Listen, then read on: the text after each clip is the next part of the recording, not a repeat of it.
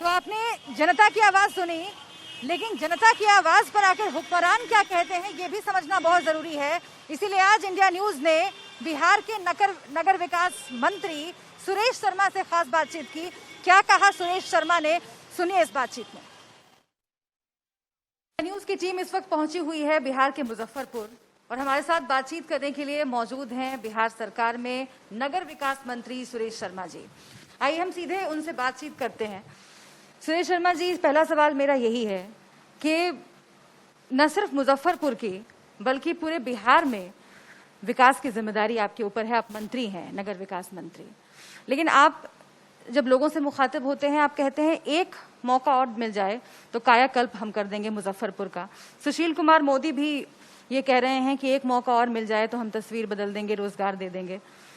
10 साल में या 15 साल में ऐसा क्यों नहीं हो पाया जो अब आपको ये कहने की जरूरत पड़ती? देखिए, कोई भी काम का प्लानिंग पहले होता है और दूसरी चीज उसका फिर धन का व्यवस्था करना पड़ता है। उसके प्रोजेक्ट, बड़े प्रोजेक्ट रिपोर्ट बनाने में समय लगता है और तब उसका एक्सक्यूशन होता है। तो काम बहुत सारा हुआ है, ऐसा नहीं है कि नहीं हुआ है, लेकिन बहुत बड़ा ऐसा प्रोजेक्ट है जिसकी तैयारी हम लोगों ने कर ली है।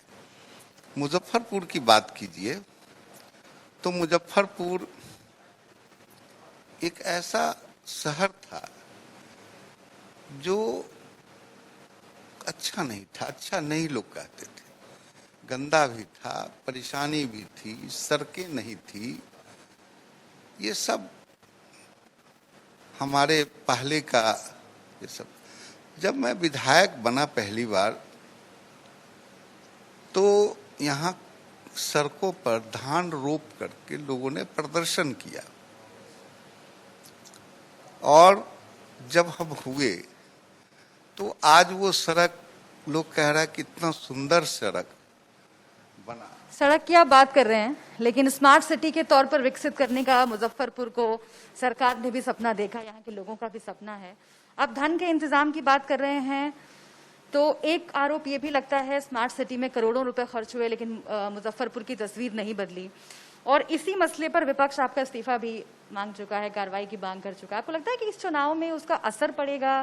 क्योंकि आप लोग ये कहते हैं जंगल राज, भ्रष्टाचार का मुद्दा उठाते हैं, फिर इस तरह का मसला। कोई असर इसलिए नहीं पड़ेगा कि हमने, जो आप कह रहे हैं कि करोड़ों का खर्चा किया, हमने स्मार्ट सिटी मुजफ्फरपुर बनाने के लिए मात्र, अभी तक मेरे पास उसकी किताब है, उसकी रिपोर्ट है, 112 करोड़ रुपया मात्र लिया गया था, जिसमें इसका डीपीआर, जो इसके प्रोजेक्ट थे, डीपीआर बनाने के लिए और इसके सैलरीज देने के लिए और इसके एडवर्टाइज करके इसमें एसपी भी बहाल करने के लिए, ये इसी पर खर्चा हुआ है। कितनी चुनौती है इस बार विपक्ष की ओर से? महागठबंधन बड़ी बड़ी रैलियां तेजस्वी यादव कर रहे हैं। कोई चुनौती नहीं है। एनडीए अपने कामों के बदौलत भारी बहुमत से आ रही है। गरीब का बेटा जो चाय बेच कर क्या है, वो गरीबों को बढ़ाने की बात कर रहा है और गरीब खुशहाल है, इसलिए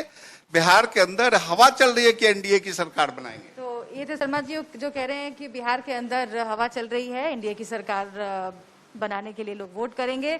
देखना होगा कि लोगों का रुझान क्या है, लेकिन यहाँ पर फिर से एक बार गरीब का बेटा, चाय बेचने वाला प्रधानमंत्री, इसकी आवाज सुनाई दे रही है और ऐसा लग रहा है कि राष्ट्रवाद का मसला भी बार बार बीजेपी की बातचीत में सामने आता है।